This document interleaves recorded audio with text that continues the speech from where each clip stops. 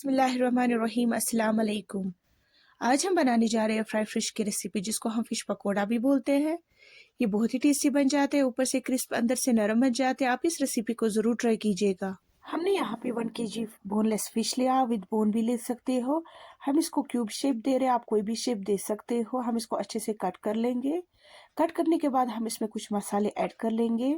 हमने इसमें गार्लिक डाला 1 टेबल स्पून, रोहन त्रवस 1 चमचे, साल्ट डालेंगे 1 टेबल स्पून, नून त्रवस 1 चमची, chilli flakes 1 tablespoon, turmeric powder 1/2 tablespoon, लेदर त्रवस 1 चमची, ginger powder 1/2 tablespoon, black pepper 1 tablespoon, kasuri methi हम इसको क्रश करके ऐड कर लेंगे, क्यूमन पाउडर 1 टेबल स्पून, गरम मसाला 1 टेबल स्पून। हम इसमें फूड कलर ऐड कर लेंगे, ऑप्शनल है, स्किप भी कर सकते हो। लेमन जूस 1 टेबल स्पून, अजवाइन डालेंगे हम इसमें हल्की सी। अब हम इसको अच्छे से मिक्स करेंगे और 2 आवर्स तक हम इसको मैरिनेट करके रखेंगे। 2 आवर्स के बाद अब हम इसमें कॉर्नफ्लोर 2 टेबल स्पून ऐड कर लेंगे। बेसन डालेंगे हम इसमें 2 टेबल स्पून, हल्का सा पानी छिड़केंगे और इसको अच्छे से मिक्स करेंगे, ताकि जो इसका बैटर है, इसकी जो कोटिंग है, वो बहुत ही बढ़िया से तैयार हो जाए।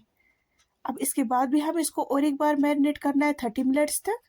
जब तक ये मैरिनेट होता है तब तक हम एक टेस्टी ग्रीन चटनी तैयार करेंगे, जिसके लिए हमने कोरिएंडर लीव्स लिए हैं, ग्रीन चिली 4 लिए हैं, garlic paste 1/2 table spoon, lemon juice 1 table spoon, salt लेंगे 1/2 टेबल स्पून, कर्ड लेंगे 2 टेबल स्पून। इसको अच्छे से मिक्सी जार में मिक्स करेंगे और हमारी ग्रीन चटनी रेडी हो चुकी है। हमने यहाँ पे फायर पैन लिया, उसमें हमने कुकिंग ऑयल ऐड कर लिया।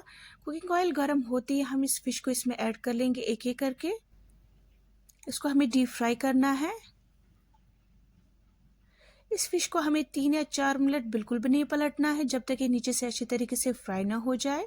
नीचे से फ्राई होने के बाद हम इसको अच्छे से पलट सकते हैं। 1 या 2 मिनट तक हम और इंतज़ार करेंगे। आप देख सकते हो हमारा फिश फ्राई या फिश पकोड़ा रेडी हो चुका है। आप देख सकते हो कितना अच्छा कलर आ गया है इसमें। ये बहुत ही टेस्टी बन जाता है। आप इस रेसिपी को ज़रूर एक बार ट्राई कीजिएगा। ये ऊपर से क्रिस्प अंदर से नरम बन जाते हैं। प्लीज़ मेरे चैनल को सब्सक्राइब करिएगा। अल्लाह हाफिज़।